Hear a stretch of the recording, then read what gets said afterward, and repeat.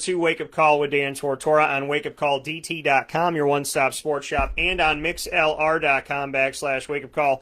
DT, having some fun with you here where sports truly meets that thing called life, and we thank you for your patience as we got set for our next video here on Wake Up Call with Dan Tortora, having some fun with Mr. Mike Sofka inside of the Cafe Kubal studios, and it is now time for the Fantasy Football Power Hour. The Fantasy Football Power Hour is proudly presented to you by the Wildcat Sports Pub on 3680 Milton Avenue in Camillus, New York. So we're so happy to have you here and be hanging out with you where sports meets life. And so with that being said, let's bring in Mr. Sofka. Mike, how you doing today?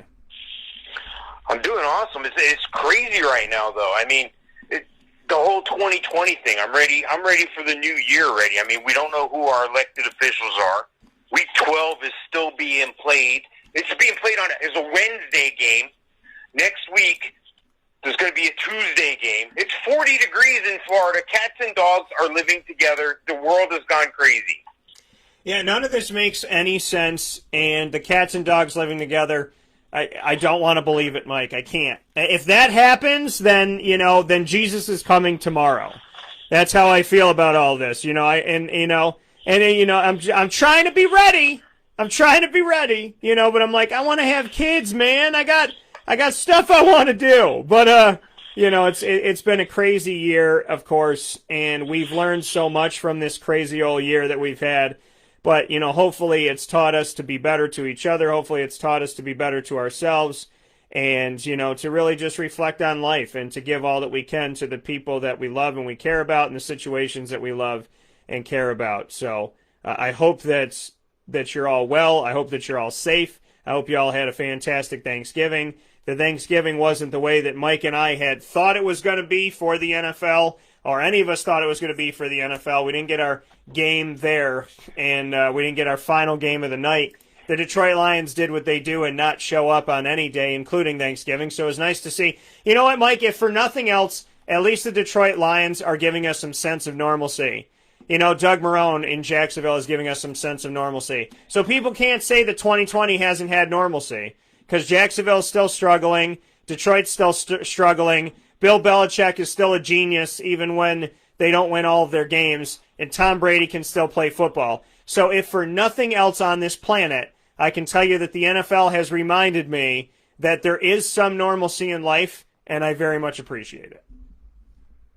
Yeah, the only thing I'm trying to figure out is which color uniform Trevor Lawrence looks better in, Jacksonville's or the Jets. I mean, I'm trying to figure it out here.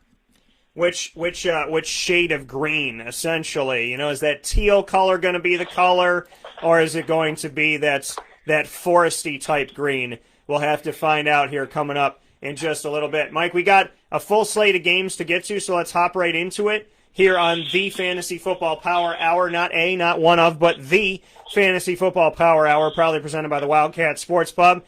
They closed down this week to do a deep cleaning and cleansing. They're doing everything they can times 10 to make sure that you are safe and sound when you walk into the Wildcat Sports Pub. I commend them on going the extra mile this year. I commend them on staying open, and I commend all of the local businesses and all of the businesses in general, including Honda City of Liverpool, Chick-fil-A Cicero, and Carvel DeWitt, that have international names but are so very local. And I see them all as local businesses because of how they treat our community. So please, I implore you to take care of them, be good to them, give money where you can. I know money might be scarce, but please, if you can, give money here, there, and everywhere. Our community needs it. You give money to them, they put money into the community. It's cyclical. They help each other. They employ our children, our husbands, our wives, our fiancés, our girlfriends, our boyfriends, our brothers, our sisters, our grandma and grandpa, mom and dad. So make sure that you do right by these businesses who need you now more than ever. With that being said, the Wildcat Sports Pub, 3680 Milton Avenue in Camillus, New York, for those dining in. You can also call them at 315-487-2222. And because there's football games every single day, now you have more excuses to order pizza and wings if you even need an excuse, but now you got one. So make sure you call the Wildcat for curbside pickup, takeout, delivery, and catering. 315-487-2222. No Thursday night games this week, Mr. Sofka. There's 2 Monday nights and a Tuesday night. So let's start on Sunday. New Orleans at Atlanta. What do you got? Yeah, this is going to be a good game. I mean, who would have thought that Atlanta would have pounded the Raiders? I mean, yeah, it was a home game, but I mean that game wasn't even close. I didn't expect that. That was the most shocking game of the week. So hats off to them. And on the opposite end of the spectrum, yeah, the Saints were supposed to win. Yeah, they were on the road at Denver, but they were playing the Oviedo Junior High School quarterback who once played a snap or two. I mean, it was bad. I felt bad for the guy. I felt bad for Hinton. It was a crazy situation. But anyway, we'll get to that another time. Look, New Orleans is a good team, no matter who the quarterback is. And I think Sean Payton's found his new wrinkle. He's found who he likes as his future. As the NFL evolves to this hybrid-type player who can run the ball, he's a threat to run the ball, so he can pass the ball, the RPOs. That's what Taysom Hill brings. So the future's going to look a little different for a lot of teams. And as you see, Taysom Hill looked pretty good. I know it's a small sample size, but I still think that's a nice direction for New Orleans to go to with their personnel. Taysom Hill's ranked number 8 on my rankings this week. Alvin Kamara, number 6. So you get a lot of running. You know, the teams that usually are successful can run the ball, and that's what they can do in New Orleans.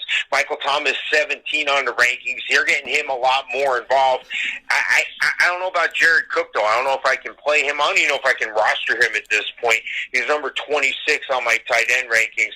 And on the other side of the ball, Atlanta, again, I can't say enough about what they did last week. I think Todd Gurley's going to be back. That was without Todd Gurley, too. So, I mean, Brian Hill mixed in a few runs, but Ito Smith really surprised me last week. He was the better back. He out-touched Brian Hill as well. So that might be the name to lean on should Todd Gurley not make it. I'm projecting Todd Gurley to make the game. He's ranked number 32. Matt Ryan, number 15 on the quarterback rankings. Julio Jones and Calvin Ridley, those are the two guys, but it's almost like Calvin Ridley's the man now, and Julio Jones is the number 2. I got Calvin Ridley, number 14, Julio Jones, 25, and Hayden Hurst, little inconsistent. He even blanked one week not long ago. I still have confidence in him as number 8 on the tight end rankings this week. This is a good game. Both teams are dome teams. New Orleans usually doesn't play well on the road, but that's because Drew Brees usually doesn't play well on the road. This is Taysom Hill, and I'm going to go with the Saints in Atlanta for the win. Yeah, you know, Mike, I'm going to have to go with the Saints in Atlanta as well. You know, Atlanta's had some good moments since firing their coach and their GM, which is interesting. But ultimately, you know, I just think New Orleans is too much, and I love that Taysom Hill is a starting quarterback in the NFL right now. I love that he's getting this opportunity and having this time. It really is an incredible thing. And it's so cool. And it makes me even more so want to push the point of if Taysom Hill can be a quarterback in the NFL, nay, a starting quarterback in the NFL, then why does Eric Dungy not even get a slot as like a 4th-string quarterback or a 3rd-string quarterback? Because, you know, the ability to be multiple and do a lot of different things, that's who he is.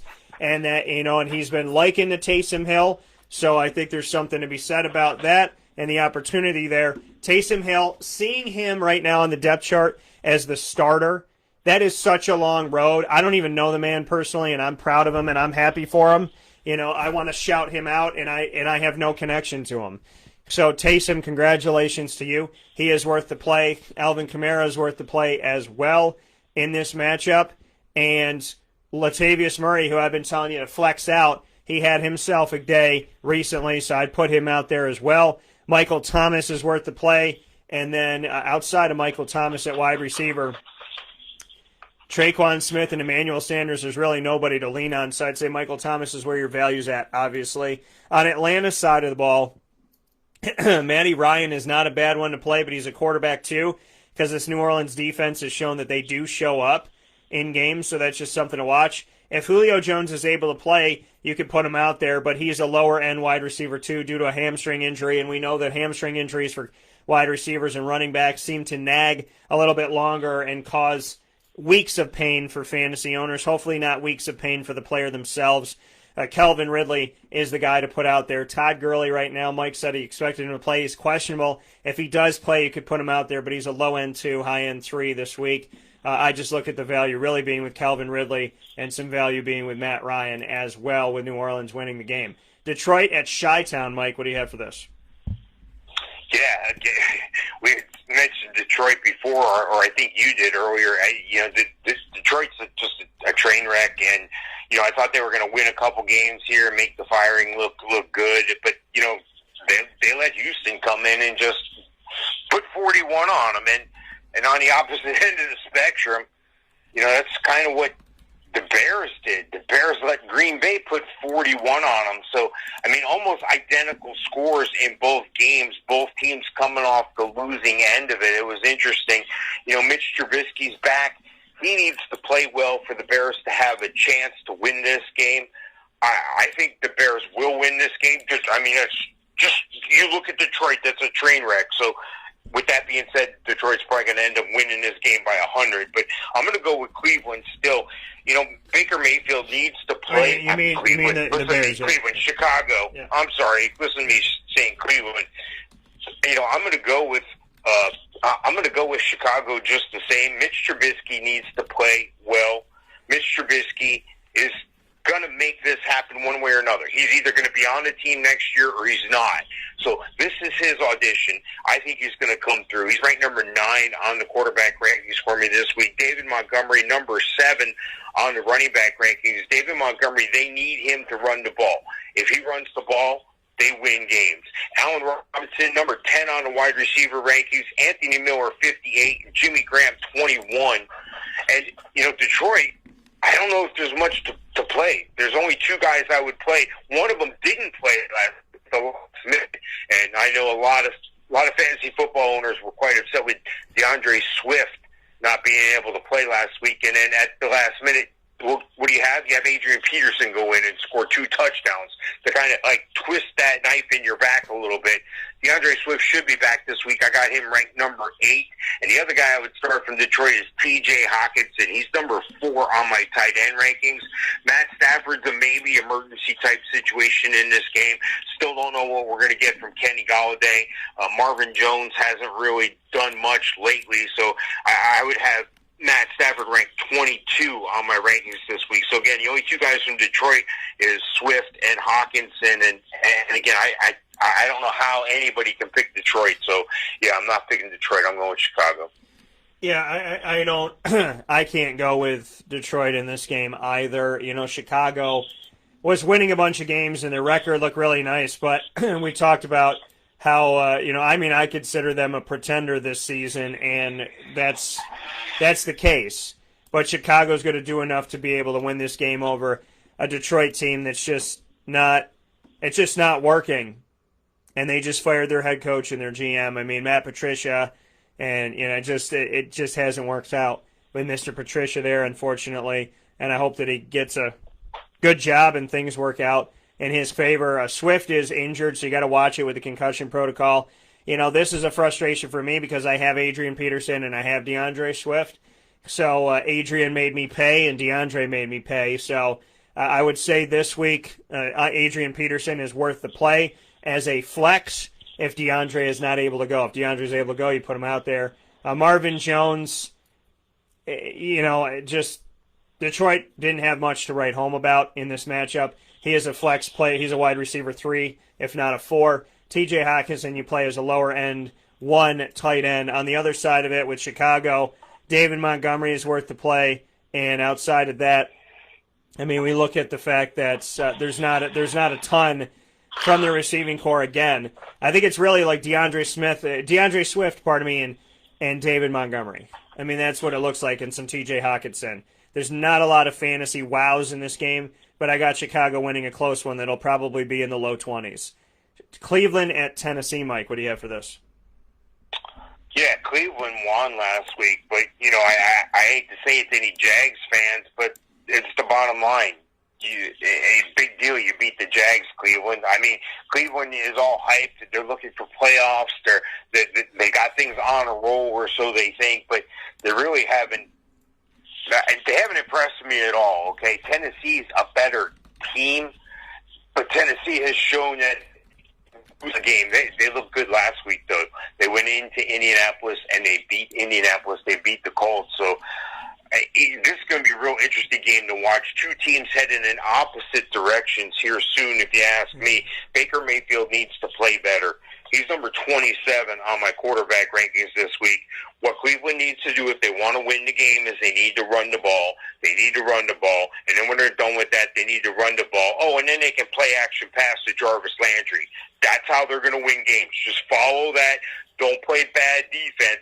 I got Nick Chubb and Kareem Hunt ranked number 9 and 22, respectively. Jarvis Landry is the only receiver on Cleveland I can start number 21 on my rankings. And Austin Hooper, number 14 on my rankings. And looking at Tennessee just across the board is where all the money is. I like Tennessee this week. I like them in daily this week as well. So there's going to be a lot of value for the dollars you spend on these guys in daily. Ryan Tannehill, number 13 on the quarterback rankings. Derrick Henry's the guy. Again, Tennessee reminds me a lot of Baltimore in the fact that they rely on the run and strong defense. And that's what Tennessee does. And that opens up some play action for them or something deep down the field to A.J. Brown. But it all starts with Derrick Henry. Derrick Henry, number 3 on my running back rankings this week. A.J. Brown, number 16. Corey Davis, 29. And Jonnu Smith, inconsistent, 17 on my tight end rankings. Look, I think Tennessee is just a better football team, but both teams can run the ball. This may be a low-scoring game, trying to keep the ball away from each other. I like Tennessee in this one at home. Yeah, I think this is a great game fantasy-wise because you got Kareem Hunt, Nick Chubb, and Derrick Henry all playing in the same game against one another. I think it's fantastic. I think for me to go to Cleveland first, obviously you play Nick Chubb and Kareem Hunt. Baker Mayfield's not a bad play if you have 2 quarterbacks, but he's a higher end 2 this week, lower end 1. Jarvis Landry, I agree with Mike. That's the only one you could really put out there. I have him as a lower end. I would put him as a wide receiver 2. And then as far as the other side of it, I like Baker over Ryan Tannehill at quarterback. Derrick Henry is where the money's at. Jonnu Smith, not a bad bet here, but hasn't done too much. So, and Jeff Swaim and so on and so forth. Not seen much out of Tennessee like we used to see with Delaney Walker. I think A.J. Brown is worth the play for you as a wide receiver, lower end 1. Corey Davis, maybe a flex guy. But the money's in Derrick Henry, Kareem Hunt, and Nick Chubb in this matchup. I do agree with Mike that they're going to run the ball. And Tennessee will air it out more. But I do agree that both teams are going to run the ball. They're going to try and stay in the trenches, condense the clock, and that's only going to help you out if you have any one of these running backs. I like them all in this game, and I think that that's where the fantasy value lies. And I'm going with Tennessee at home because I am not completely sold on Cleveland, and I think Tennessee will be able to do what they need to do. Cincinnati at Miami, Mr. Sofka, what do you got? Cincinnati, you lost to the Giants. I mean, it's pathetic, but I know you're without Joe Burrow, and that just goes to show you need an offensive line. Cincinnati, Joe Burrow was on record for being one of the most sacked quarterbacks of all time. He was on that pace. The team's still on that pace. Of course, he's injured. Why is he injured? Because he got hit because you can't block. How about getting some linemen in Cincinnati? That just makes what Joe Mixon does and Giovanni Bernard does so much better and so much more impressive. And the Dolphins, big deal. You beat the Jets. Congratulations. What do you want from me? Dolphins, you are playing well, though. Andrew Van Ginkel, a no-name, is playing out of his mind. Every game he seems to be a part of a big play. Every game he seems to be one of the big things that pushes the team to the next level. They're already out there competing, but he turns it on that much better. He's an exciting player to watch. So, if you haven't watched him yet, Andrew Van Ginkel on the defense from Miami, I think it's going to come down to the defense from Miami because I'm not sure Miami knows what they're doing if they have a strong identity right now. What I mean is, I guess they're going to stick with Fitzpatrick right now. They're going to say that injury is a little too much for Tua, and they're going to give him some rest. But that's subject to change, so watch that. With that being said, I got Ryan Fitzpatrick ranked number 19 17 this week. Salvin Ahmed looked good for a bunch of weeks. Now he's dinged up. He's on IR. It's probably going to be Myles Gaskin to come off IR. So just watch what happens there. If it is Myles Gaskin, I got him ranked number 17 on the running back rankings. Devontae Parker is the only wide receiver I can really play with any sort of consistency, number 11, and Mike Gesicki, number 16 on my rankings. On the other side with Cincinnati, there's not a lot here. There's not a lot here because you can't block Cincinnati. I thought I just said this. Brandon Allen, number 28 on the quarterback rankings. Giovanni Bernard, number 15. And that's a volume play is what that is. He's not going to light it up because they can't block. You notice a recurring theme here? It's some blocking Cincinnati. Miami's going to take it to them. I got Miami in a double-digit win. Yeah, I mean, unfortunately for Cincinnati, Joe Burrow had him in a lot of games close as a rookie quarterback where they expect you to lose. But since then, you know, and in the loss of him, the numbers just feel lower. T. Higgins is still getting looked at. He's still getting eyed. 5 targets, caught all 5 in the loss to the Giants at home in Cincinnati. Had a touchdown in the game as well.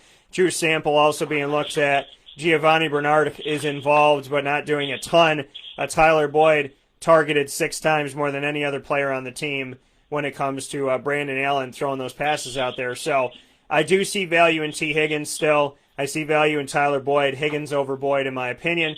They could be on an even line as a flex or a wide receiver 3 for you. Drew Sample as a tight end 2. Giovanni Bernard, flex running back because his numbers aren't great even though he's running the ball. And then for Ryan Fitzpatrick, he's playing Cincinnati. We know that he could put some magic out there. Fitzmagic might get a couple touchdowns for you in this game. So I don't think Fitz is a bad play if you got somebody off this week. There's only 2 teams off this week, but if you have a Teddy Bridgewater or a Tom Brady, this is the week to play Ryan Fitzpatrick. The rushing attack for Miami, I'm not sold on anybody. So, you know, that's a tough one for me to say. Devontae Parker could be a guy for you to look at as a low-end wide receiver too, and Mike Gesicki can jump up here a little bit here and give you some positives with Ryan Fitzpatrick coming back. So there is some fantasy value here. My favorite player to circle from Cincinnati would be T. Higgins. My favorite one from Miami this week would be Mike Gesicki or Ryan Fitzpatrick. I'm going to go with Miami at home because Cincinnati, even with Joe Burrow, wasn't getting it done, and now without him, I don't know how many games they win if they win any more games after this without Mr. Joe Burrow. I don't see it. I know they stayed close with the Giants, but again, folks, this is the Giants. So 19-17, not a way that you want to play against one of the worst teams in football. Speaking of one of the worst teams in football, Jacksonville at Lake Minnetonka. What do you have for Minnesota here, Mr. Soft? Minnesota and Jacksonville. This could have been the Super Bowl just 3 years ago. Now it's not even close. What do you got? Yeah, Minnesota coming off a game against Carolina where they won by a point. Jacksonville, listen to me, Dallas is almost playing as bad as Jacksonville. Jacksonville just lost by a couple of points to the Browns. And you got to wonder, is that going to be the outcome of this game? Is Minnesota going to win by a couple points and Jacksonville lose by a couple points? Odds makers don't agree. They think Minnesota is going to pound Jacksonville, and they're going to be led behind Dalvin Cook. Dalvin Cook's the number 1 ranked running back on my ranking this week. He looked like he was going out for an injury. You know, there's some leagues where free agents are free agents all the time, so people were rushing to the waiver wire to pick up Alexander Madison. He was able to return for a bit, but he's the number 1 running back this week. I don't think that injury is going to carry over. It looked like he was reacting a lot worse than it was, is what I'm saying. Adam Thielen's a guy they want back, though. Should he be back? I think he will. He's number 19 on my ranking this week. And Justin Jefferson, he's having an outstanding rookie year. And again, anytime a guy is putting up consistent wide receiver 1 numbers in this COVID year with no rookie training camp, no OTAs, none of that stuff. It's just amazing that this guy can put up this kind of numbers. It just shows how good he's going to be. He's number 12 on my rankings this week. I can't really start Irv Smith. He's gone away, but Kyle Rudolph, number 18 on the rankings if you need an emergency guy there, just based on the matchup, though, because Jacksonville's bad. They're playing bad. doesn't mean they're a bad team. Doesn't mean they have bad players. One of the best players they have, of course, is James Robinson, number 4 on the running backs rankings this week. He's a one-man show. Nobody else is really getting any looks there. I'm not sure DJ Shark is going to make it. Laviska Shenault, I just don't know if I could start any of these guys. I really don't. And because of that, I got Mike Glennon ranked number 23 this week and Tyler Eifert 24. Until Jacksonville can show me something more on a consistent basis, outside of getting James Robinson to pick up a first down for you, I don't know if I can start any of these guys in reality. And for that reason, I'm picking Minnesota to win the game.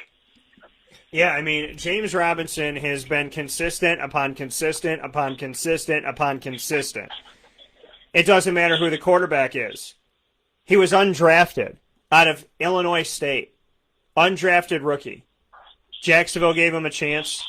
He's done well with Gardner Minshew. He's done well with Jake Luton. He's done well with Mike Glennon. He had 22 carries for 128 of the team's 140 rushing yards and the only rushing touchdown for the team. That says a lot about this man. And for those of you that are wondering, Colin Johnson was a 5th-round pick here in 2020 by the Jaguars out of Texas. He was the leading receiver this week. This past week, every quarterback has a receiver. Well, Mike Glennon really likes Colin Johnson. And maybe that's because with Mike being lower on the depth chart, he was taking reps with Colin Johnson. So the guy you take reps with in practice, that's the guy you get comfortable with. And that's the guy that you rock with. So he's rocking with him now in real life. And that says something. So that's something that you have to circle and you have to watch and understand. Keelan Cole was targeted 6 times. Colin was targeted 8. Laviska Shenault was targeted 4. James Robinson was targeted 6 times, caught 5 for 31 yards, plus his 128 yards, gave him 159 yards, plus a touchdown. James Robinson's incredible. You play him, and then you play him some more. That's what you do. So I like James Robinson in this game. DJ Chark currently right now is questionable with a rib injury. That puts Keelan Cole and Laviska Shenault out there as well as Colin Johnson. If you want to flex out Colin Johnson and you need some help right now, I'm sure you can find him out there in free agency. I'd be very confident in that. You probably find most of the wide receivers for Jacksonville out there, so that's something to look for outside of DJ Chark. James Robinson's your best bet. Colin Johnson's your sneaky pick. And Laviska Shenault if DJ Chark isn't able to go. On the other side of it for Lake Minnetonka, the man that was drafted after Leonard Fournette, who's not even on the team. If I had a nickel for every time Jacksonville drafted somebody and somebody behind them was better, and that player isn't even on the Jacksonville team anymore that they drafted above that good player, I'd be a very rich man. I'd have a lot of nickels. I'll tell you that much. In the Leonard Fournette draft of 2017, Leonard Fournette, who's not on the team anymore, Christian McCaffrey was drafted after him, then Delvin Cook, then Joe Mixon, then Alvin Kamara, then Kareem Hunt, then James Conner. Chris Carson, 249. Austin Eckler, undrafted. Aaron Jones, 182. Just to show you that it doesn't matter who's drafted high, it matters what they do with it. Hype doesn't mean a thing to me. It's production. I don't want to hear about how great you are. I want you to just go out there and do your best and show me what you can be for my team. The Minnesota Vikings will get back to 500 at 6-6 with this game. Delvin Cook, your best bet, and Justin Jefferson as well. Fantasy value in this game, Delvin Cook and James Robinson. You'd think that based on the draft, it should have been Leonard Fournette and Delvin Cook, but that's not the case, and James Robinson is showing that Delvin, you could say what you want to say about Leonard Fournette, but consistent 100-yard rushers and guys that you can lean on with 3 different quarterbacks, mind you. 3 quarterbacks, and Mr. Robinson is still doing a fantastic job. So shout out to him. I'm taking Minnesota at home, but I love James Robinson, and he is the giant bright spot in Jacksonville right now, more than anybody else currently there. The Raiders at the Jets. I thought, Mike, that this was going to be the 2 worst teams in football this year. The Raiders have surprised me. The Jets have proven me right. What do you have for this? Yeah, I have a knock-knock joke for you. Ready? Knock-knock. Who there? Owen. Owen who? 0-11. Are you kidding me, James? Are you really playing for Trevor Lawrence? I got another knock-knock joke for you. Ready? Knock-knock. Who's there? Las Vegas. Las Vegas who? Las Vegas Raiders who just got our butt whipped in Atlanta. Are you kidding me? How did we lose by almost 40 points?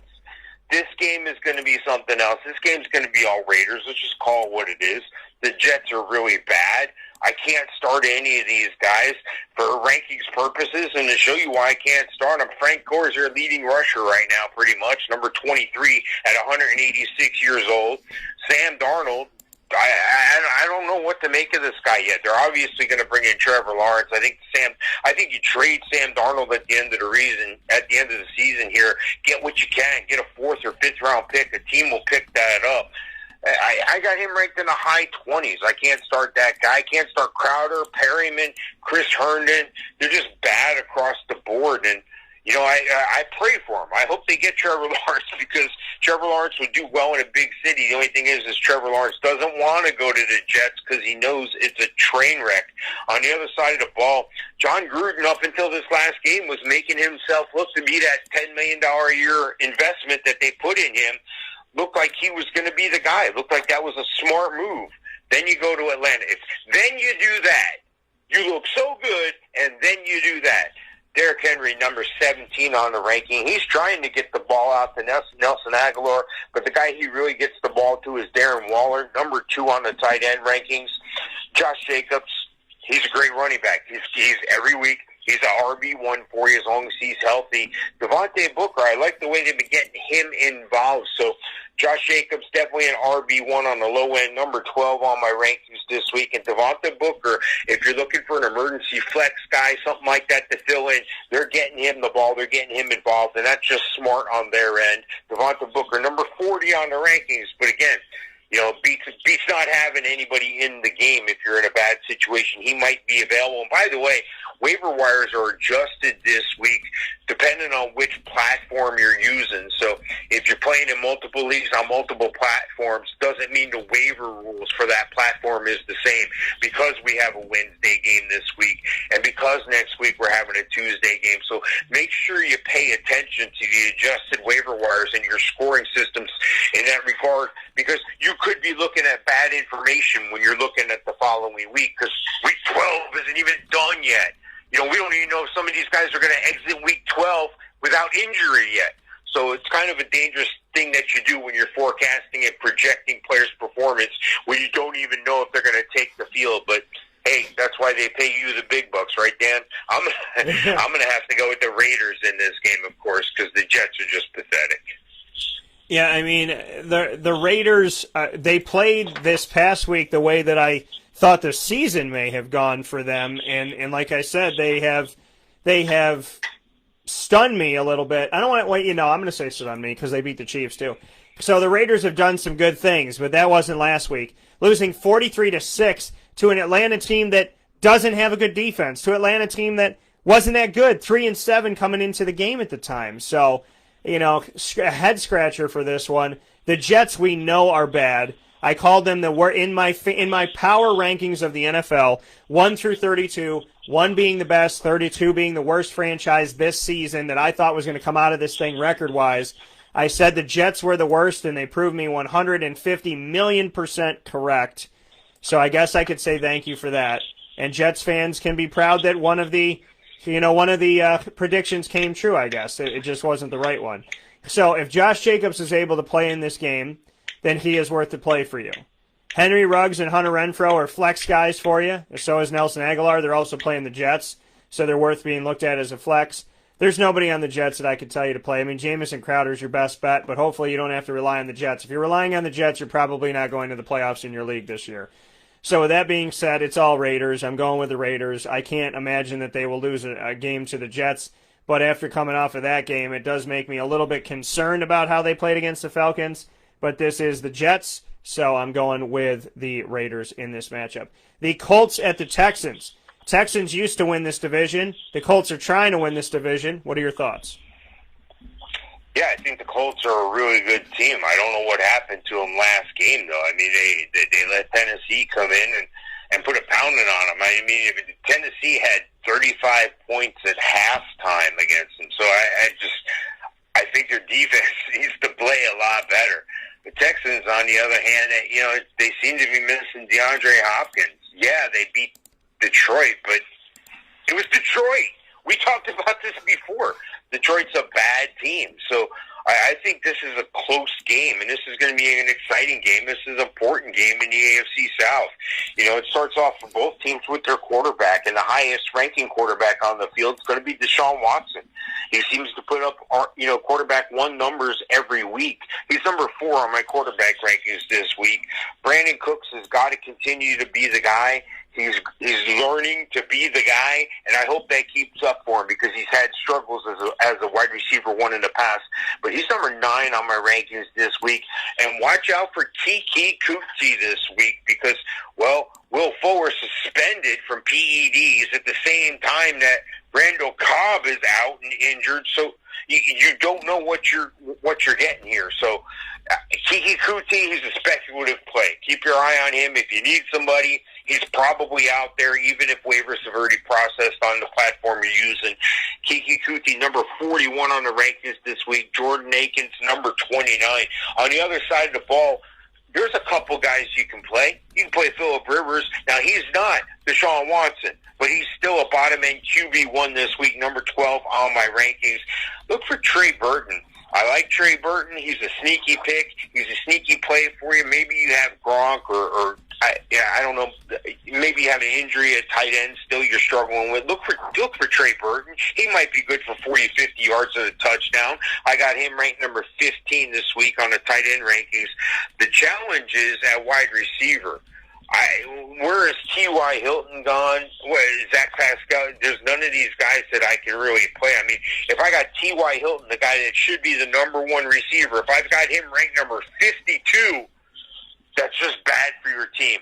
What they are doing is running the ball well, and it's kind of a mixed bag of tricks behind Jonathan Taylor, Nyheim Hines, and Jordan Wilkins. Each week it looks like a different guy almost, but the most stable of the two are Jonathan Taylor and Nyheim Hines. As long as they're both healthy, they're both going to get bottom-end RB2 numbers for you. I have Jonathan Taylor ranked number 21, and I have Nyheim Hines ranked number 20. Looking at this game, I don't know which team is better. I think they're both equal in some regards. So I'm just going to take Indianapolis. I'm going to take Indianapolis because I don't think that we saw the best team win that game last week when Tennessee walked in there. I just think Indianapolis didn't play as well as they could have, and they should have won that game. So I'm going to go Indianapolis again this week. Yeah, I mean, Indianapolis has, going into the season, there was the notion that they were going to vie for the champion for the rights to own the AFC South with the Titans, that the Colts would be right there with the Titans, and I give them credit because they have been. So I don't think that Indianapolis, even though they might falter sometimes, they may not look pretty in fantasy, but in reality they're getting it done. In reality, T.Y. Hilton's still on the team, and that's good for them. In fantasy, if he's on your team, probably not helping you that much. But this is where we're at currently right now, and in this, they just care about the reality of it all. You and I want to talk about fantasy football and all of that, and many of us play the game, but at the end of the day, all the Colts want are to get those victories. And right now they're 7-4. The Houston Texans are 4-7. Obviously the opposite right there. Tennessee is 8-3. The Colts were able to go up against Tennessee and defeat them in Tennessee 34-17, and then welcome them into Lucas Oil Stadium and lost 45-26. So kind of interesting how they have a 1-1 record against each other, but they've lost to one another when they were playing in their home stadium, which is very interesting here. For the Colts, first and foremost, as they are the road team in this game, I would tell you that Nyheim Hines, and he's worth the play. He is. But it's because he's utilized. He's a guy that's utilized in so many different areas. He was a H-back type of player, kind of that utility guy that could do a bunch of different things for you. He's a running back. He's a tight end. He's a wide receiver type of feel when he was at NC State. So he is worth the play for you in this. And shout out to him for getting first on the depth chart as we're looking at it right now. I like Nyheim Hines in this game. And then Jack Doyle, he's not really getting targeted that much. The value lies in Nyheim Hines with an outside look at Jordan Wilkins, with Jonathan Taylor on the COVID-19 list right now. Michael Pittman, also a deep flex for you.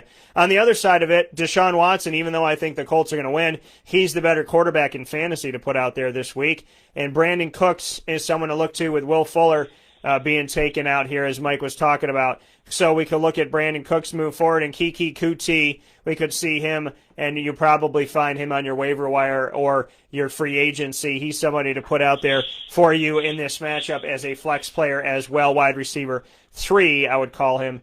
This week playing up against the Colts. I'm going to pick the Colts in this one to win the game. With that being said, Mike and I are going to take a step aside for a fast break. When we roll back around, we will go through these games. We'll round robin this thing in quick fashion. We'll start off with the Rams at the Cardinals as we continue Week 13 of Fantasy Football Advice, brought to you here inside of the Fantasy Football Power Hour, not one of or a, but the Fantasy Football Power Hour, proudly presented by the Wildcat Sports Pub, 3680 Milton Avenue in Camillus, New York. And you can call them for curbside pickup, takeout, delivery, and catering at 315-487-2222 for the Wildcat. We'll take a step aside for a fast break. When Mike and I come back, plenty more fantasy football for Week 13 right after this.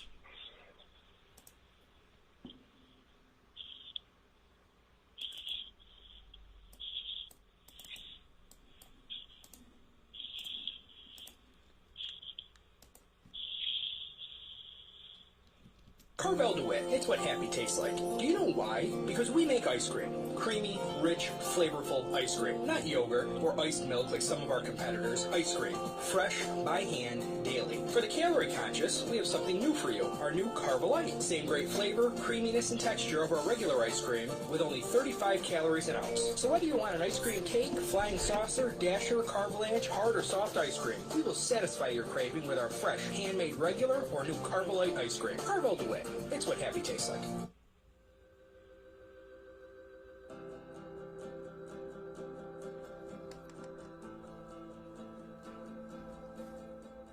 Cafe Kubal offers same-day local delivery of our products, offering no delivery charge for Onondaga County.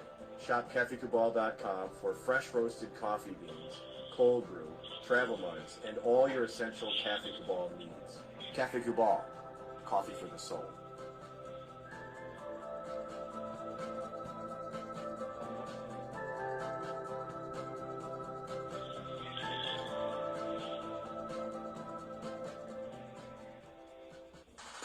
The Wildcat Sports Pub in Camillus, New York is located on 3680 Milton Avenue in the Home Depot Plaza. It is your family-friendly sports bar and restaurant. Folks, some sports bars aren't family-friendly. Some family-friendly restaurants are not sports bars. The Wildcat Sports Pub in Camillus, New York is proud to be both. It is that marriage that you've been looking for years. The Wildcat Sports Pub is your home base for your sports bar and restaurant needs, games for the kids, indoor and outdoor activities, and enough things on the menu to come back every single week and get to try something new. They're open Sundays from noon to 8 p.m., Monday through Wednesday, 11 a.m. to 11 p.m., and Thursday through Saturday from 11 a.m. to midnight. For reservations and party information, call 315-487-2222 for the Wildcat family-friendly sports pub and restaurant.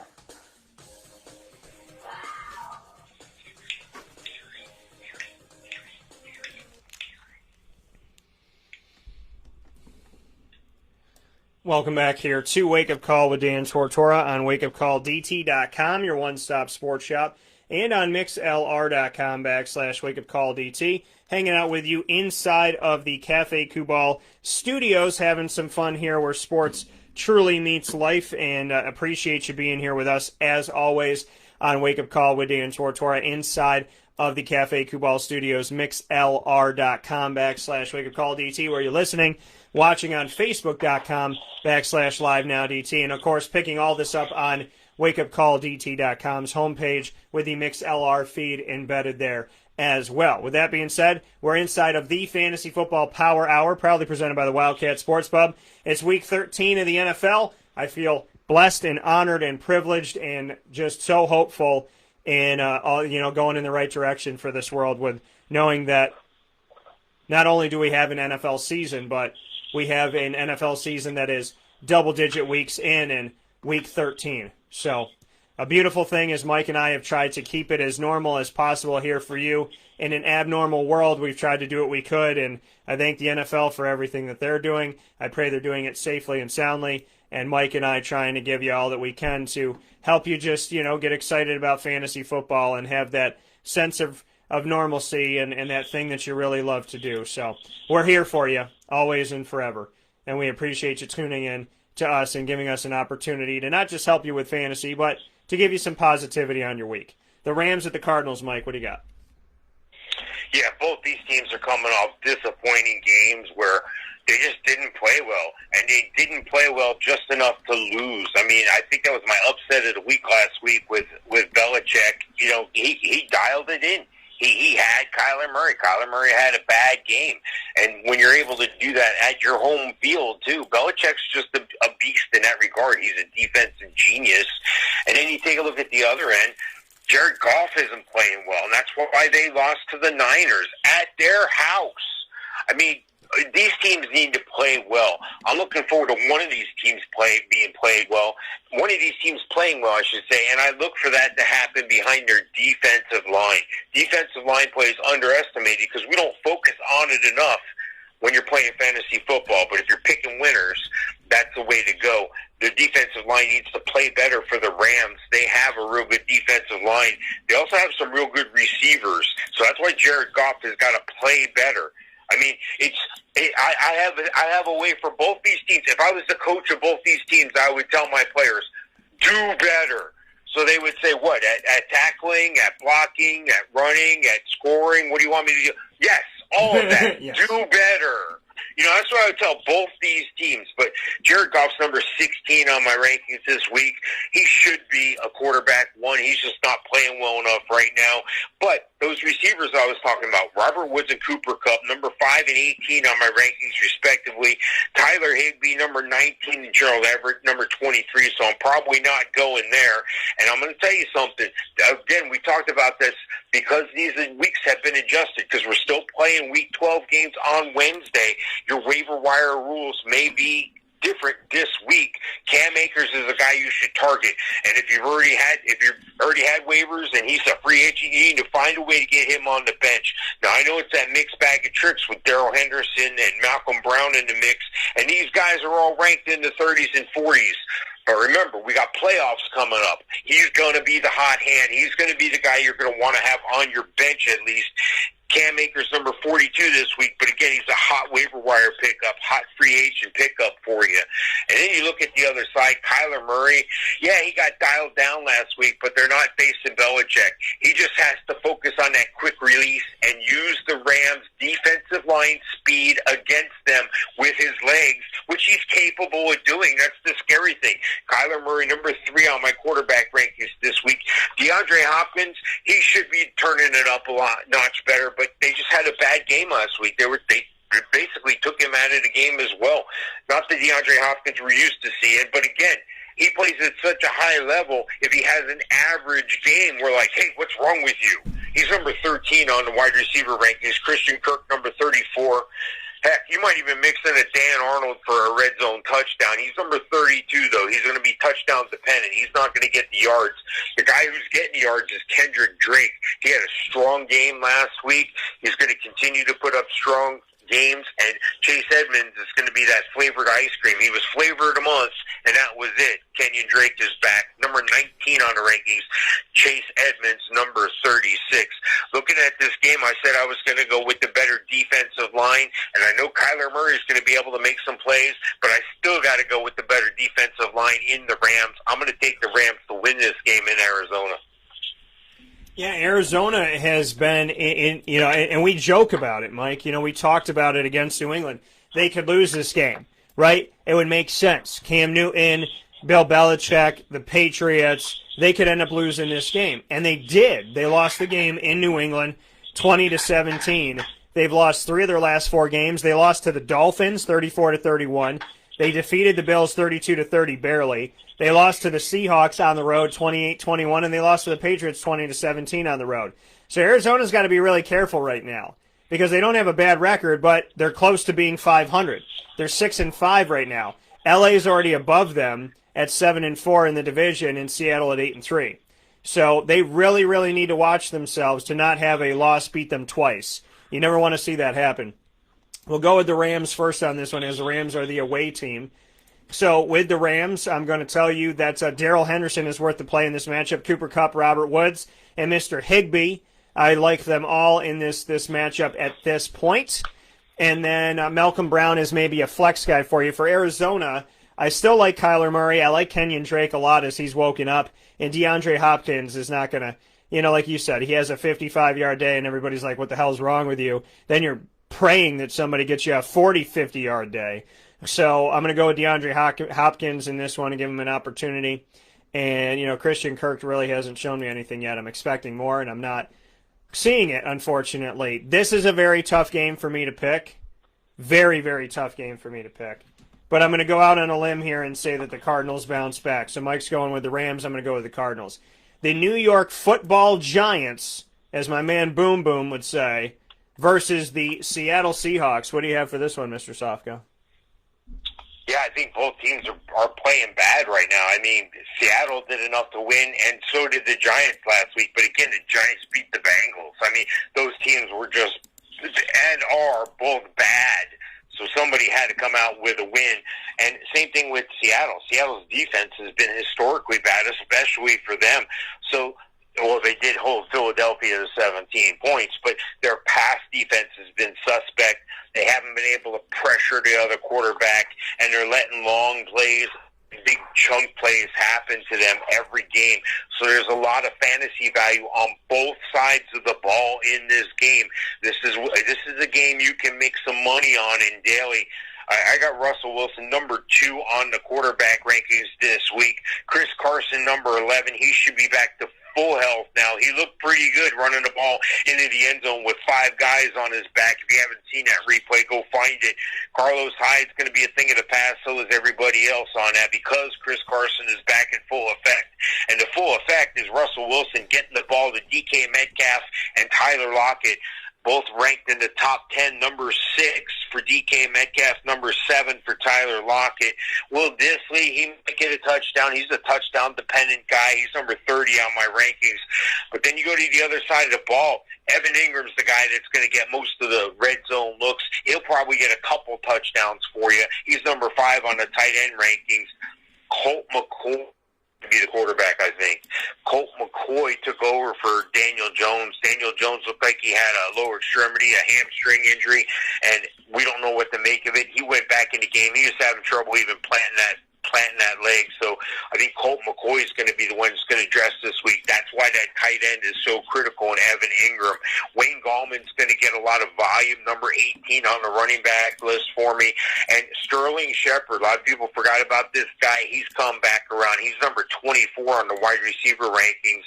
I don't know if I can start any of the other receivers there, but looking at this game, you're going to think, oh, Seattle's going to win. I'm not even going to be interested in that game. Seattle's going to walk all over them. They could, and they probably will. That's where all the fantasy money is.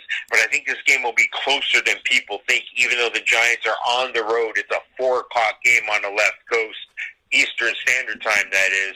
I still got to take Seattle at home. It's just I think it's going to be closer than they expect at 10 points. I have a question. What are the Giants doing? Why are they trying to win? You know what I mean? It's like them and the Jets were going to get like the number 1 and number 2 pick, right? They're on a 3-game winning streak. They've won 4 of their last 6 games. They've won 3 divisional games within all of that. The Giants are in first place of the NFC East, 4-7. Washington, 4-7. Philadelphia, 3-7-1, and Dallas, 3-8. You can't, no matter how much you try to not win in the NFC East, you're still a playoff caliber team. That's how insane this is. All 4 of them are going to be in the playoff hunt down the stretch. I believe that, at least right now, which is sickening, horrifying, and it is a sign of 2020. So, with that being said, what? They're going to get to host a home playoff game at 6-7 or something like that. There's horrible. Makes you want to throw up. But this, Evan Ingram's still doing his thing. 129 yards, 9 targets, 6 catches. That man going to work. He is still the best receiver on that team, and he's a tight end. So Evan Ingram is the guy that should play in this one. Wayne Gallman's not a bad flex for you, running back 3. Outside of that, on the other side for Seattle, Russell Wilson. Russ the Bust got to stop busting right now. He's got to start making it happen. You can't be, like, they call him Russ the Bus, but now it's Russ the Bust. And you don't want to see that. You don't want to accent that T. You want to keep Russ the Bust, right? He keeps it moving. Well, Russ the Bust is not moving anything right now. So we got to see which Russ is going to show up to the game. I'm going to tell it to you like this. If I was married to Sierra, I'd be doing all right. So that's all I'm going to let you know. So, Russell, wake up, bro. You got a good life. Make it happen. Chris Carson, Russell Wilson, Tyler Lockett, DK Metcalf, all worth the play in this matchup. And DK Metcalf talking about him being like Megatron. Don't speak blasphemy, bro. You got to back up a little bit on that one, okay? You ain't bad, but don't be talking about Megatron. Megatron is something special, and Megatron I think could still play today, and Detroit should probably make the phone call. I am going with the Seattle Seahawks at home. Philadelphia, Green Bay, Mr. Sofka. What do you have? Yeah, this is a tough game, and this is going to be a tough game for only one team. And what I mean by that is just take a look. Take a look at what the Packers are able to do. The Packers are able to put up 40 points. Ben Roethlisberger. Aaron Rodgers is playing out of his mind, okay? He gets 4 touchdown passes. He's come around to liken Matt LaFleur. It's not LaFleur. It's LaFleur. I learned that this week. I've been saying it wrong, so it's LaFleur.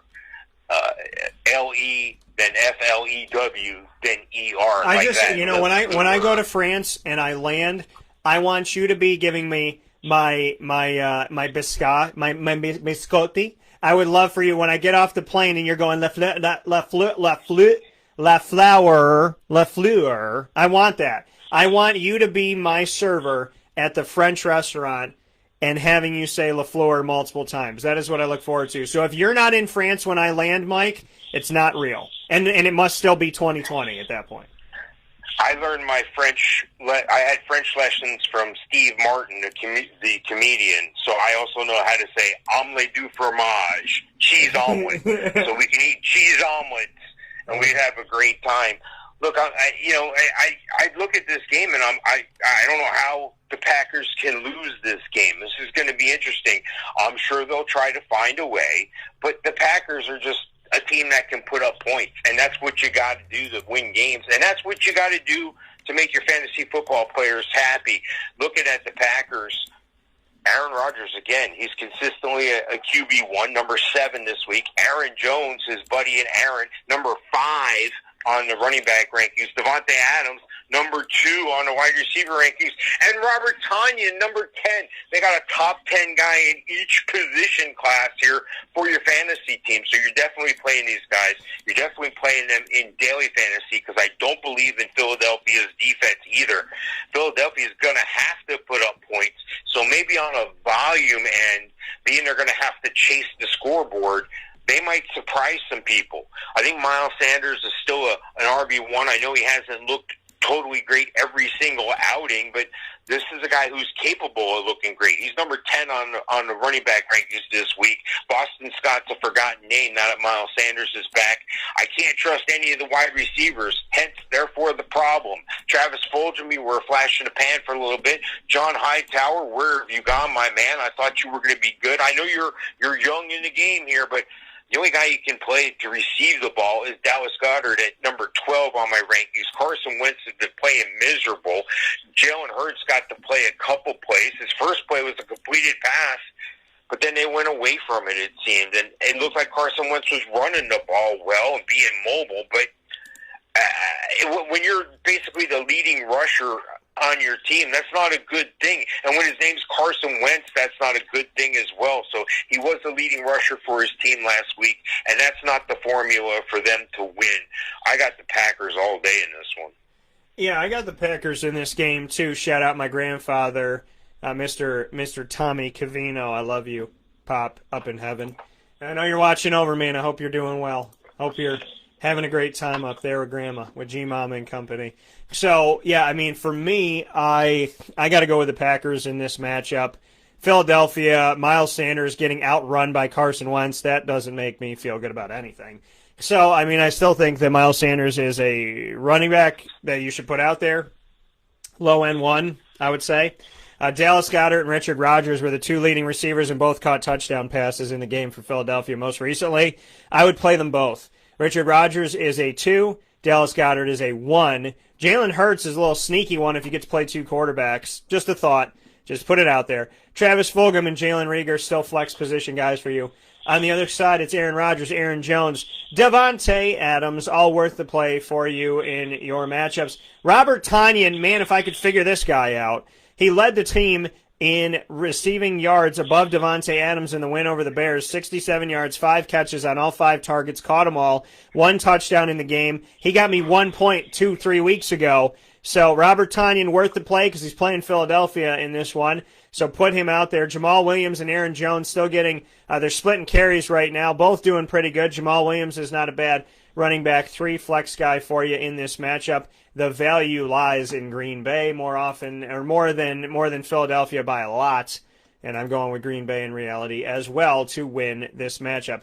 Mike and I will run through these for you before we hop out of here. The Patriots at the Chargers.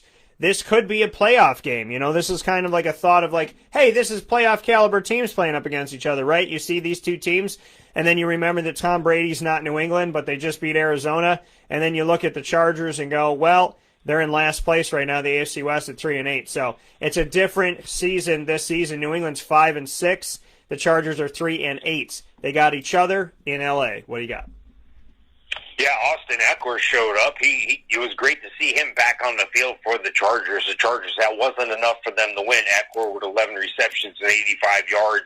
But they were playing in Buffalo, and they were playing Buffalo. Justin Herbert's been playing out of his mind, throwing for over 300 yards last week again.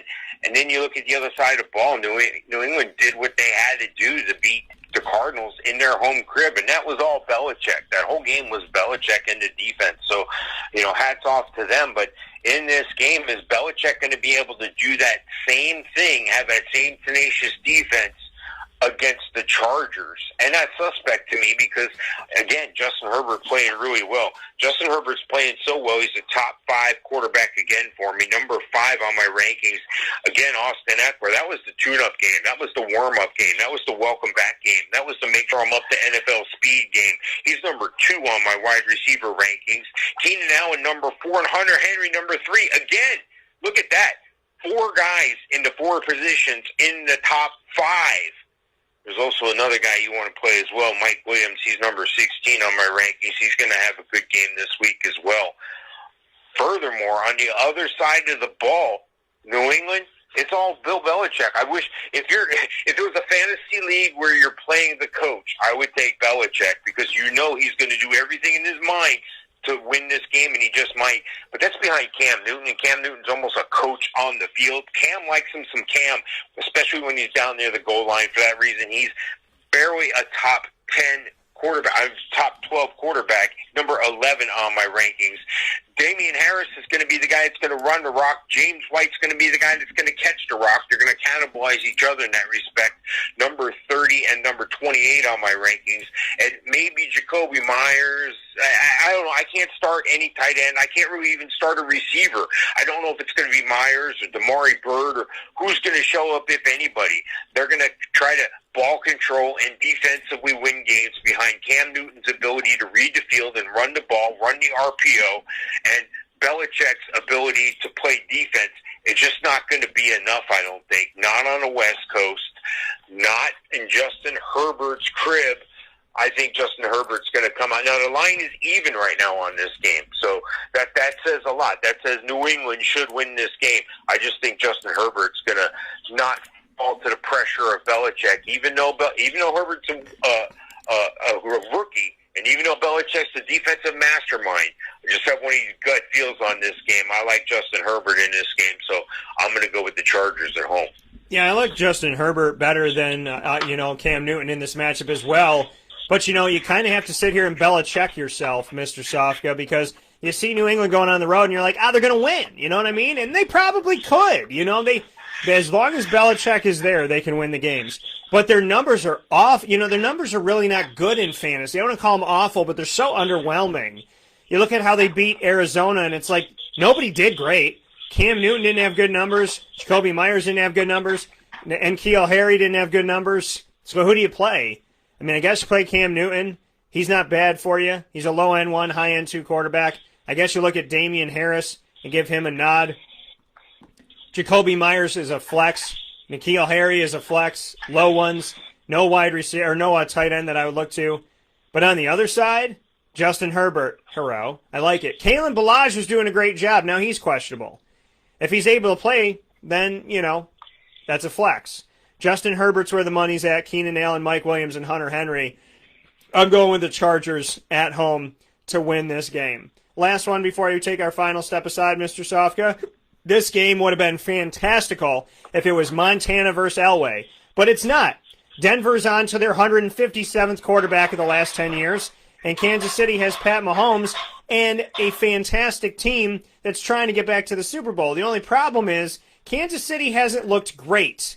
They've looked pretty good, but they're a little bit concerning right now. What do you have for Denver at Kansas City in this one? Well, great news, Denver fans. It looks like you're going to have an actual quarterback position player this week. I kind of felt bad for them having those 4 guys shut out. They tried to get a coach, Calabrese, who used to play quarterback for UCF back in the day. They called my house looking for Trey to see if he could play quarterback. They were hurting. Their whole quarterback room was out, and it was what it was. It was the result you expected. It's going to be different this week. Drew Lock's going to be back under center, and you're right. The Chiefs have been underwhelming. They had a close game with the Bucs where Tom Brady just played bad, and you expected them to pound them, but they only won by 3 points when Tom Brady played bad. So I think that the Chiefs are suspect against the run, and this is where it could pay off for you a little bit, because I got Melvin Gordon 27 on the rankings. A lot of people are way down on him. You could play him real affordably and daily in a flex position and get some money, because I don't think Kansas City is going to be worried about that run. They're going to be worried about Drew Lock, but I don't think they're going to have to be worried about him, because they're going to be able to pressure him. And for that reason, I got Drew Lock number 29 on my rankings. And Jerry Jeudy, when Jerry Judy's your lead receiver, because of attrition, because of injury, because Courtland Sutton's out, you got all bad news at the receiver place. I can't start Jerry Jeudy. He's number 37 on my rankings. Tim Patrick, number 50. KJ Hamler. Again, these are young receivers, so it's me asking a lot, but you have to have that high level of expectation to get these guys on your roster and in your lineup week after week, and then daily as well. So I don't see any value there. And the one guy I see value in receiving the ball is Noah Fant, number 9 on my tight end rankings. And going over to the other side, this is where the real value is. And, of course, you know that already. These guys just have to play. They have to do better. What do you want me to do better, Coach? Everything. But it's hard because these guys usually are number 1. And they're number 1 this week. Patrick Mahomes, number 1 quarterback on my rankings. Travis Kelce, number 1 tight end on the rankings. Tyreek Hill, again, number 1 on my rankings. So that's where your money is, and those 3 guys, you know that. Clyde Edwards-Helaire, worth number 16 on my rankings. Le'Veon Bell hasn't shown up yet in my eyes, number 48 on my rankings this week. Look, I think Denver's capable of snatching a victory away here, but I just don't think it's going to happen. The Chiefs players are much better, from quarterback, wide receiver, tight end, across the board. They're just a better team. Of course, Kansas City is going to continue their winning ways. They're going to win. Yeah, Kansas City getting that dub this past week over Tom Brady on the road in Tampa Bay, forcing two interceptions there on Tom Brady. No interceptions from Patrick Mahomes. So, in this matchup, I will also be going with Kansas City at home against the Denver Broncos. Felt horrible for them last week with what they had to deal with at the quarterback situation. And fantasy-wise, feel horrible because I can't really tell you many players. Noah Fant, tight end 2. Jerry Jeudy is now a wide receiver 3 this week. Melvin Gordon, running back 3 this week as well. Kansas City size, Pat Mahomes, Clyde Edwards-Helaire, Tyreek Hill, who saved my buddy's butt in fantasy, and Travis Kelce, all worth the play for you. Also look at Kansas City's defense and special teams. I like them all in this one. I think it's going to be fantastical for Kansas City. And McCole Hardman, got to see what he's going to do. And Sammy Watkins, these are flex guys for you right now. Sammy Watkins above McCole Hardman. But at any given time in Kansas City, that ball could be spread out, and you're kicking yourself if you don't have Demarcus Robinson or McCole Hardman. They just haven't been consistent enough for us to tell you to put them out there for sure. With that being said, Mike and I have 2 Monday night games and a Tuesday night game to talk about right after this fast break, the final fast break of Wake Up Call with Dan Tortora, where sports meets life here inside of the Cafe Kubal Studios. We'll be back in just a moment.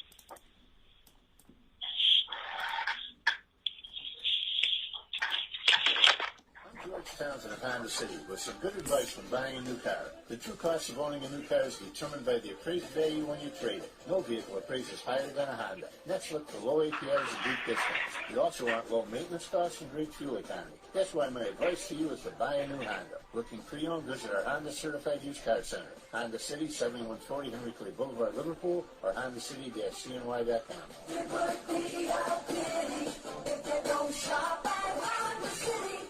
This is Jim Sikowski, owner-operator of Chick-fil-A Cicero, 7916 Brewerton Road in Cicero, right in front of the Home Depot.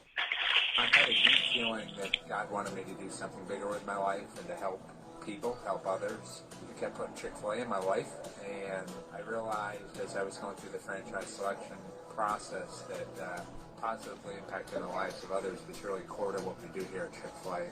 First of all, it starts with the food. The food is brought in fresh daily. We bring in local produce. We prepare to order in the kitchen. We hand butter chicken. We hand spin our milkshakes. It's great food. It doesn't taste like fast food. I think the second thing is the way people feel when they come in a Chick-fil-A restaurant is different. We try to treat people with intentional kindness here, which is very different and deeper than good customer service. And so I think it feels remarkable for most people to come in a Chick-fil-A restaurant. And then lastly, the impact that we try to have in the community is very different. It's a big part of the expectation of every operator of a Chick-fil-A restaurant is that they're actively engaged in their community, they're a leader in the community, and they're making a difference. When they realize that what we're striving to do is to shine a little light in their life, that's a very, very different experience than you will have at any other quick service restaurant. And it's that remarkable experience that I think people will emotionally connect with.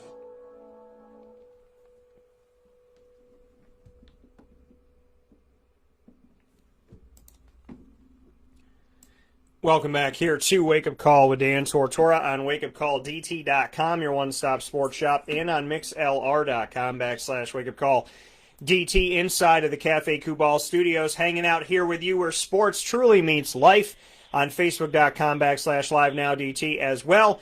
Inside of the Fantasy Football Power Hour, here with you in the hour number 2 and then some of every Wednesday broadcast, proudly presented by the Wildcat Sports Pub, 3680 Milton Avenue in Camillus, New York, as well as curbside pickup, takeout, and delivery, 315-487-2222. If you're staying home and socially distanced, it doesn't mean that the great food can't come to you, and it can.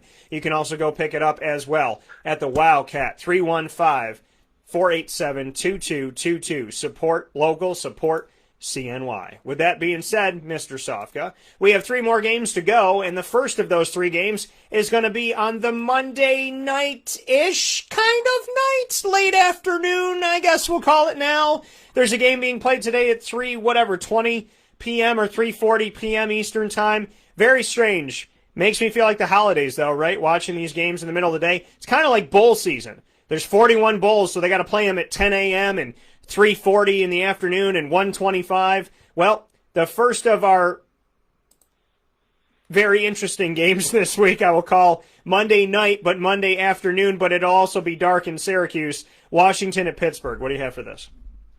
Yeah, quick comment on those bowl games. I think you're going to see a lot of bowl games canceled because I don't think the sponsors are going to find the money. I don't think they're going to be able to find a return. They've already had the Pinstripe Bowl, if I'm not mistaken, canceled. So that's a bit of bad news. Worst news is for Dallas fans, Washington put up a bunch of points against you last week, and Washington's going to try to continue to put up points. But this ain't Dallas they're playing this week. They're playing Pittsburgh, who's a good team. But you got to understand, Pittsburgh still got to get out of Week 12 healthy. So keep that in mind as I'm talking about these rankings. This is assuming Pittsburgh leaves this game tonight at the same health, and they're not in good health because James Conner's on the COVID list. Benny Snell's the guy you want, but I don't think he's going to be able to run the ball super effectively against Washington. He's number 38 on my rankings this week. Ben Roethlisberger always seems to put up decent numbers. He's never more than a QB2. He's always a QB1 or high-level QB2, number 14 on my ranking this week, and that's because he's got 3 solid guys plus a solid tight end. That's not to receive the ball. That solid tight end, Eric Ebron, number 6 on my rankings.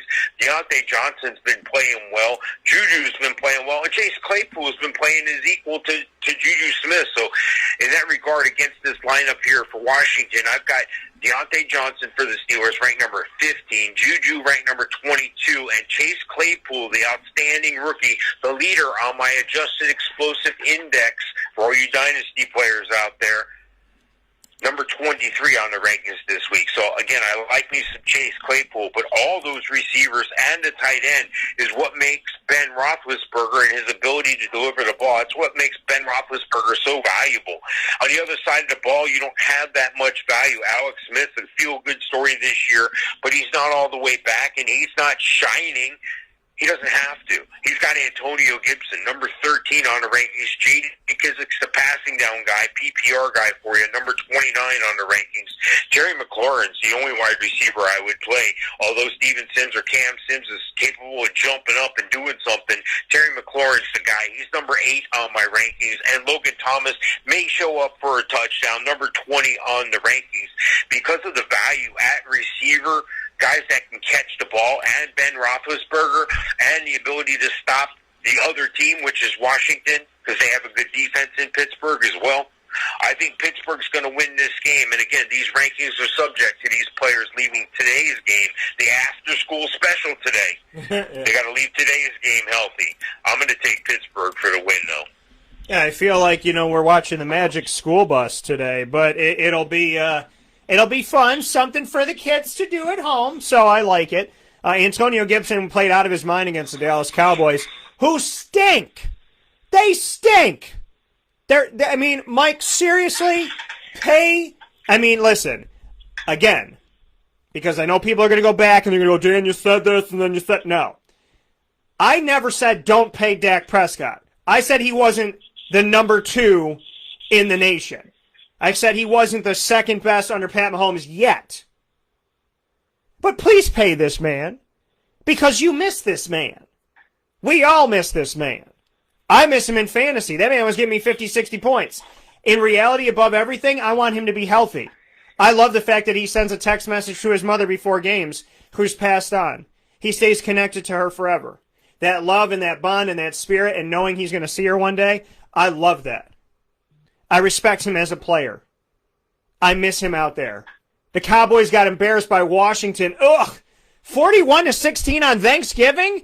Thank God. Some of you Dallas fans should just not have watched the game. Unless you threw it up and then you're like, oh, look, more turkey for me. Because this game made me vomit. Now it feels like I didn't have any, so more turkey surprise. But this game, when you get beat by a team that doesn't even have a name, that's got to be a problem, okay? It's like getting beaten by Cher, right? Or Madonna. There's only one name. There's no full thing. Nobody knows what Madonna's last name is. I have no idea what Cher's last name is. Lady Gaga, as far as I know, is her birth name because that's all I know. So the reality of it all is the Dallas Cowboys somehow, some way, need to figure out how Jerry Jones, that has 72 yachts, can pay Dak Prescott. That's all I'm saying. But with that being said, let me walk into this game with you and paint a beautiful little picture. Antonio Gibson had himself a day. I'm proud of him. Is it going to be the same day in Pittsburgh? Probably not. But is he still worth a play for you as a running back 3, like a flex guy? I do like it. Low end 2. I'm a fan. Terry McLaurin, he's been able to get it done with different quarterbacks. Love it. Alex Smith, keep kicking tail, brother. I love the fact that you're back. I'm proud of you. God is great. And I hope that you have a fantastic I hope you have 2, 3, 4 more seasons, Alex. So God bless you and much appreciation to you. The money lies in Terry McLaurin and a little bit with Antonio Gibson. On the other side, it's Big Ben Roethlisberger. It's Juju. It's Chase Claypool, Deontay Johnson, because you don't know who's going to get the ball. There's no true number one. It's supposed to be Juju, but there's no true number one yet. So Chase is a flex. Deontay's a flex. Juju's a wide receiver too, in my opinion. Eric Ebron is worth the play. Benny Snell and Anthony McFarland are both going to get opportunities. You can probably grab Snell on waivers potentially. You can more than definitely grab Anthony McFarland. I would get both of them for this game. I'm not telling you to play both in this game because I don't think the two of them together are going to maybe amount to one full running back if you got one of the other guys out there like Nick Chubb and whatnot. But I do think there's going to be some fantasy value in this. So I would suggest that you make those moves. I'm going to pick Pittsburgh to stay undefeated. Washington, oh my goodness, they came into Arlington, Texas, and they did the halftime special with Madonna and made y'all look nasty. Why are we subjected to Detroit and Dallas playing every Thanksgiving when they lose almost every Thanksgiving? I'm happy they get to play, and I'm sure they're proud of it, and it's great money. But at the end of the day, Detroit and Dallas, in recent history, absolutely positively stink up the bathroom on Thanksgiving. It's not just Uncle Merle, it's also Detroit and Dallas. Next game up is the actual Monday night game. It's Buffalo at San Francisco. This game looks pretty, Mike. I'm excited for Josh Allen going to the West Coast. What do you have? Well, even though it says San Francisco's the home team, they're going to be playing in Glendale, Arizona. Santa Clara County having COVID issues, or they're shutting stuff down, or nobody's allowed to leave their house, and you can't have more than 5 people from 2 different families at your Thanksgiving. It's crazy. So they're having to play these games elsewhere. So I think it's this game and their next home game are going to be played in Glendale. It's not a true home game, but the Niners are coming off a road victory at L.A. where they shouldn't have won that game. They're undermanned. Everybody's hurt. Everybody has COVID. And they still found a way to win somehow, some way. And Buffalo almost found a way to lose. They let a rookie quarterback in Justin Herbert come into their crib and put 300 yards up on them. That's embarrassing. You got to play better defense than that. You got to pressure the other quarterback. So with that being said, I'm looking for value. I'm looking for somebody I can play. And the only guy I can really play off San Fran is Jordan Reed, and that says a lot, number 13. And that's just because the tight end position, that's their offensive game plan with George Kittle. But George Kittle's not there, and Jordan Reed is not George Kittle, but he's just sheer volume. That's what they're going to do, because they're going to try to run the ball and grind.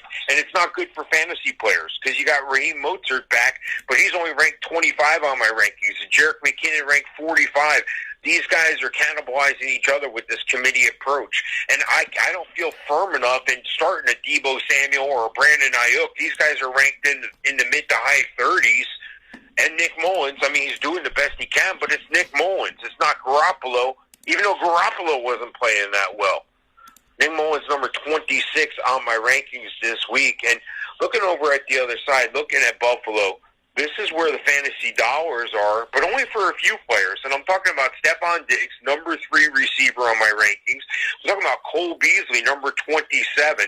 And look out for Gabriel Davis to continue to make appearances and touchdowns here or there, the rookie quarterback. I think he's from UCF as well.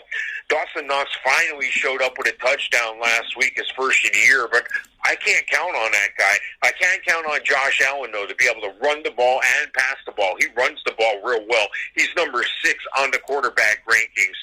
Look, if Buffalo's going to escape with another win, they're going to have to do it with defense. They're going to have to stop wherever San Fran can put up, and that's not a lot. San Fran doesn't have a lot of offense. So if Buffalo's defense plays a little better, I think they're going to win this game, and I think that's what's going to happen. Buffalo's going to sneak out a 3 to 7 point win here. Yeah, it's crazy. Buffalo has not lost more than 2 games in a row this season, and that's also the case after winning here. They've lost to the Titans, the Chiefs, and the Cardinals. The Titans and Chiefs back-to-back, the Cardinals, and then got a win over the Chargers. So just to let people know, Buffalo, not a team to lose multiple in a row, 1 or 2. I should say not a team to lose more than 2 in a row this season, so they know how to lock it up and not let it beat them twice for the most part. There's a lot of fantasy value with these players in this game. I like Josh Allen. I like Devin Singletary. I still like Zach Moss as a flex. I like Stephon Diggs and Cole Beasley. Gabriel Davis as a flex as well. And yes, Mike is from UCF, and I covered him when he was there. He got a touchdown. He's somebody that I've kept on my roster and kind of thought about sneaking in here and there because I do think he's going to have some games, and I'm happy to see that it wasn't just one game and that he bounced up and did something this past week. Raheem Mostert, having him come back, that's value there. I don't know how well it's going to be against Buffalo. It makes him a running back 3, in my opinion, because of who he's playing. Deebo Samuel, he's been on my injured reserve. He was healthy, then he wasn't. Then he had 133 yards on the road at the Rams. What is going on with Deebo? 13 targets, 11 catches, 133 yards. Not a touchdown, but still. And from Nick Mullins. So, Deebo Samuel obviously has fantasy value in this thing as well. So on the San Francisco side, I put it on really Deebo Samuel. He's going to be running the ball. They might do some trick plays with him, do what they did in the Super Bowl where they just handed him the ball in the backfield and let him be like a Tyreek Hill. He's the value that I see on San Francisco, to be completely honest with you. I don't really see it anywhere else. Final game that we have, Mr. Sofka, is Dallas at Baltimore. My goodness me. This game is going to be played on a Tuesday. And, the club might be going up on a Tuesday in Baltimore, #songs, but it's probably going down in Dallas and Arlington because I just don't. I mean, listen, Lamar Jackson's had some not so great moments recently, but it's kind of like, oh, thank goodness Dallas is coming to town. I don't know if Dallas is going to score more than 13 points in this game. What do you got? Yeah, this is going to be interesting because, again, Week 12 is not done for the Ravens. Again, as we're doing this right now today, we're still waiting for that afternoon special game here on Wednesday. So Wait, Mike, are we waiting for an afternoon delight? Is that what you're saying? Yes, afternoon delight. Yeah. Hey, Baltimore, should they escape? And it's interesting because they have the option to activate Mark Ingram for this game tonight, and they have the opportunity to activate J.K. Dobbins, who's taken over as the number 1 running back. So it'll be interesting to see if they activate one or both. And neither one of them's had practice, so I'm not sure how that's going to reflect. These guys are pros, though. It's just interesting to see how J.K. Dobbins would react to that if he is activated, because he's considered the number 1. But it looks like Gus Edwards is going to be the starter today, and it looks like Gus Edwards is going to be the volume guy. But with that being said, the following week, what we're talking about now is Week 13. Week 13 at home against Dallas. I still have those guys kind of cannibalizing each other. Those guys are all going to be ranked in the 30s and 40s. So I don't know if I can start any one of those guys. I don't know if I can start a Marquise Brown. Marquise Brown complaining about how he's not getting the looks. Well, he's probably not open. There's probably a reason for it. Lamar Jackson hasn't been able to get the ball downfield to anybody but Mark Andrews. And it looks like Mark Andrews is going to sit out this game today, but I have him ranked, should he be back next week, and I think he will be off the COVID list. He'll be number 7 on the tight end rankings, and Lamar Jackson will be number 10 on the quarterback rankings. You know as well as I do, he's going to get a lot of those yards and a lot of those stats and a lot of those dollars for you with his legs. On the other side of the ball, Andy Dalton, again, he's almost that Mendoza line again. He's almost that middle-of-the-road guy, but he's number 21 on the rankings because the running game hasn't been extremely strong. They haven't been able to run the ball with effectiveness behind Ezekiel Elliott. Ezekiel Elliott ranked number 14 on my running back rankings. Amari Cooper showed up big last week. They need Amari Cooper to show up for another 112 yards and a touchdown at least. I think he'll do that. He's number 20 on the wide receiver rankings, and C.D. Lamb, 28 on the rankings. Michael Gallup, all those other guys are a distant pass. Dalton Schultz should be good for 55 yards and a touchdown. He's number 11 on the tight end rankings for us. Looking at this game, again, mind you, understanding that we need everybody I'm talking about to come out of this afternoon special game today healthy next week. If they do, I think the Ravens are going to win this game easily at home. Yeah, this is, and we look at this right now. We're looking at the fact that the J.K. Dobbins unlikely to play, as well as Mark Ingram in this matchup for the, and it's, or I should say, in the upcoming one that's playing today. But yeah, so I mean, like Mike said, what's going to be as we move forward? Are we going to see these players come out there and do it because Baltimore is playing today. So there's a lot of ifs and question marks, and more guys on the Ravens tested positive and whatnot. So just things you got to watch. But ultimately in this matchup, I would say, obviously Ezekiel Elliott, you got to give a nod to. Tony Pollard as a running back 4. Amari Cooper and Dalton Schultz I really like. CeeDee Lamb as well and Michael Gallup. They're all getting looks. My best feel is Amari Cooper and Dalton Schultz, but then CeeDee Lamb and then Michael Gallup is how I would kind of rank them. Lamar Jackson in this game is worth the play. And depending on who plays in the game moving forward, J.K. Dobbins, if something happens with him and Ingram, then Gus Edwards. But right now, J.K. Dobbins, Mark Andrews, Dez Bryant's doing some good things. He's a sneaky flex guy. And Willie Snead is somebody to look to as well. I think he'll have a day against Dallas on that Tuesday night game. So that's what it looks like for us, as it's confusing to talk about Baltimore on the day that Baltimore is playing and then Baltimore for next week. But I'm going to pick Baltimore in this game. Mike's going to pick Baltimore in this game, and we pretty much are even on mostly everything here except for, I think, one of the games this time around. So with that being said, Mr. Sofka, I want to give you a very, very, very large thank you. I'm very thankful for you in this holiday season and all year round. I appreciate all the work that you do on HallOfFameFantasyFootball.com, and I implore everybody to go to Winning Fantasy Football and join us there in our Facebook group. It is free. It is easy. You type in Winning Fantasy Football on Facebook search bar, and you'll find us there. As always, Mr. Sofka, for the Fantasy Football Power Hour, proudly presented by the Wildcat Sports Pub on 3680 Milton Avenue in Camillus, New York. Thank you so much for all you do. Yeah, thank you as well, Dan. Thank you for the opportunity. Thank you for the platform. And again, if you have any questions, because things are going to be different this week, heading into Week 13, and Week 13 is going to look different, make sure you utilize that Winning Fantasy Football on Facebook. That's where you can ask for updated information and questions about your lineups. We're happy to help all the time. Dan, thanks again. All right, I'll talk to you soon, Mike.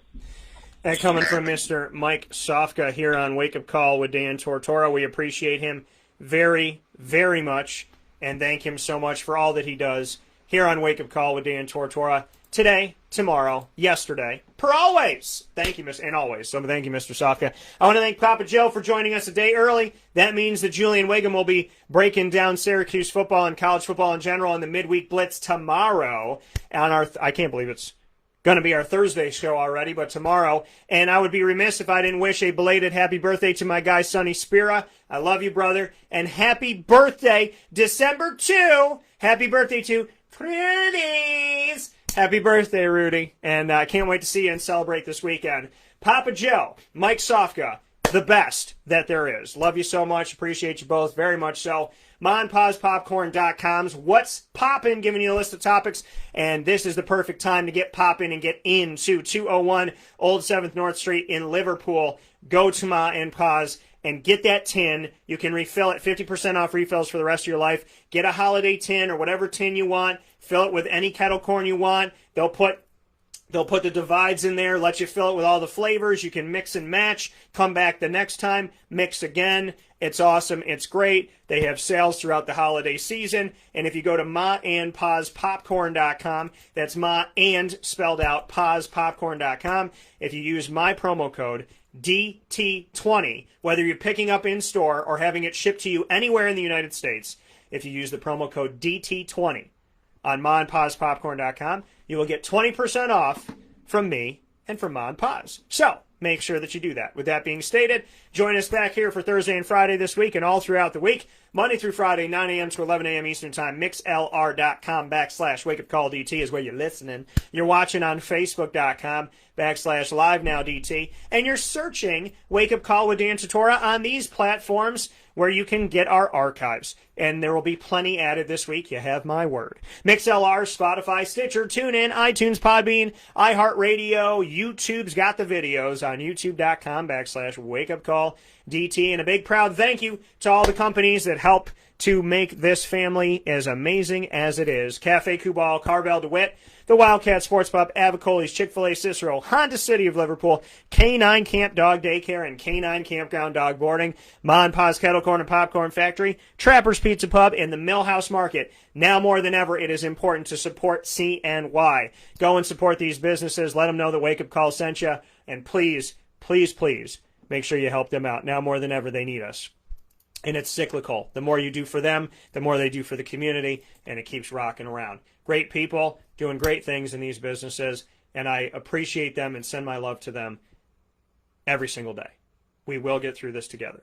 With that being said, find us on the Facebook at Wake Up Call DT, Twitter at Call DT, and the Insta famous, at Insta Wake Up Call, it's like a Kardashian, at Wake Up Call _DT. You can also go to my stories there, and I always try to post something new every single day, including inspirational words that come from the heart and my mind and my soul. So try to send you some nice stuff every single day. So make sure you find us there. In the meantime, this has been Wake Up Call. I will talk with you soon. I have so many great stuff, including maybe some specials coming up. It's going to be a great Wednesday, folks. Enjoy it. I'm going to love up the snow, and I'm going to have myself a good time. Shout out to Marywood, the best alma mater that there is. I love you all. I hope you have a great day. And as always, God bless, no stress. Do your best.